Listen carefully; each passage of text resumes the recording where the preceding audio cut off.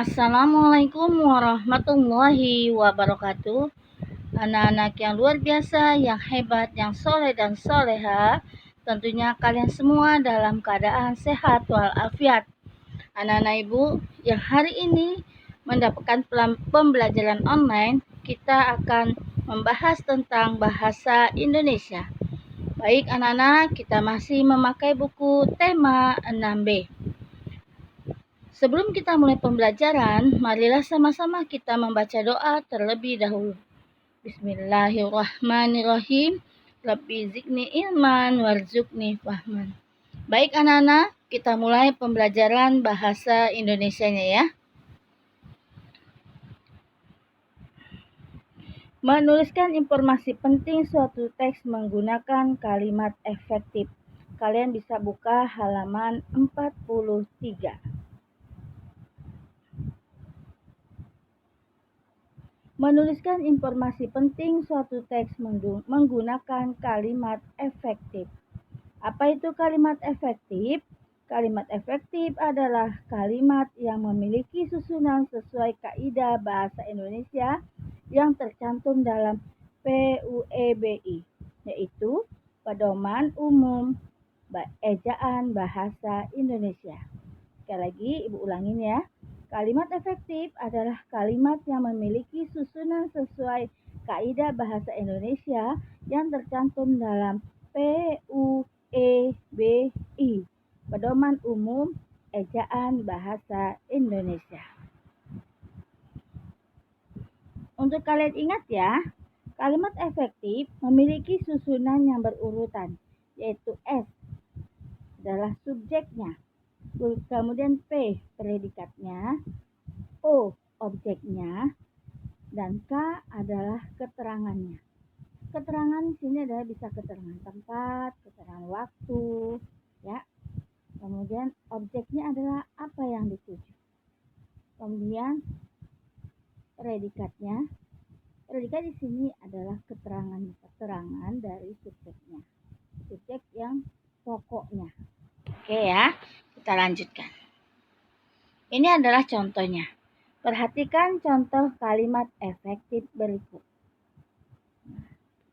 Insinyur Soekarno dan Dr. Andes Muhammad Hatta memproklamasikan kemerdekaan Indonesia di Jakarta.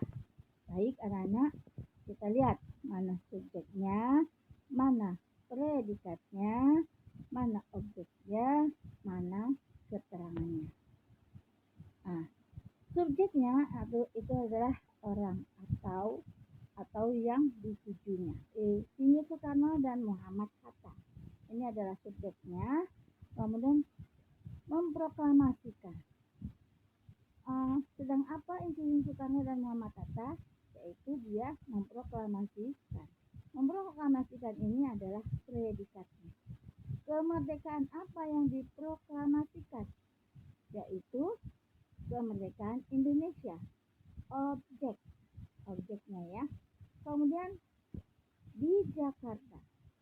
Ini adalah keterangan tempat. Insinyur Soekarno dan Dr. Andes Muhammad Hatta adalah subjek, memproklamasikan adalah predikat, kemudian kemerdekaan Indonesia adalah objek, di Jakarta adalah keterangan tempatnya. Lanjutkan ya. Ayah membeli sebuah lukisan dari seorang pelukis ternama. Ayah adalah subjeknya. Membeli adalah predikatnya. Kemudian, sebuah lukisan adalah objeknya. Dan keterangannya adalah dari seorang pelukis ternama. Ya, keterangan sih dari mana ayah membelinya, yaitu dari seorang pelukis ternama. Untuk menentukan objek, kalian bisa menentukan apa yang ayah beli. Ya, itu adalah kita untuk menentukan objeknya. Adalah membeli sebuah lukisan. Oke, di contoh berikutnya adalah, lihat ya. Kakek sedang membaca koran di beranda rumah kami. Kakek adalah subjek. Kemudian sedang membaca adalah predikatnya, apa yang dilakukan oleh kakek. Nah, ini ada membaca. Kemudian apa yang dibaca kakek? Yaitu koran. Koran ini adalah objeknya. Kemudian di beranda rumah kami. Ya, di mana kakek membaca koran? Di beranda rumah kami. Nah, ini adalah keterangan tempatnya. Baik anak-anak, jadi kalau kalimat efektif sesuai dengan kaidahnya ya. Subjek, predikat, objek, dan keterangan. Nah, sekarang latihannya. Buatlah kalimat efektif. Di bawah ini tentukan SPOK-nya. Ya, kalimat yang sudah ada, kemudian kalian tentukan SPOK-nya. Bibi membeli sayur-sayuran di pasar mandiri. Kemudian siswa SDIT Nurul ini mengadakan karya wisata ke Taman Mini Indonesia Indah. Kemudian polisi akhirnya menangkap perampok itu tadi malam.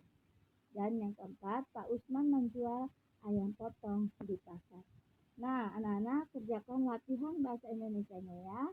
Kemudian kalau sudah, nanti ketika kalian offline dibawa untuk dinilai. Terima kasih anak-anak semuanya, anak-anak yang luar biasa dan hebat. Sebelum Ibu akhiri, mari sama-sama kita membaca hamdalah. Alhamdulillahirabbil alamin. Terima kasih. Wassalamualaikum warahmatullahi wabarakatuh.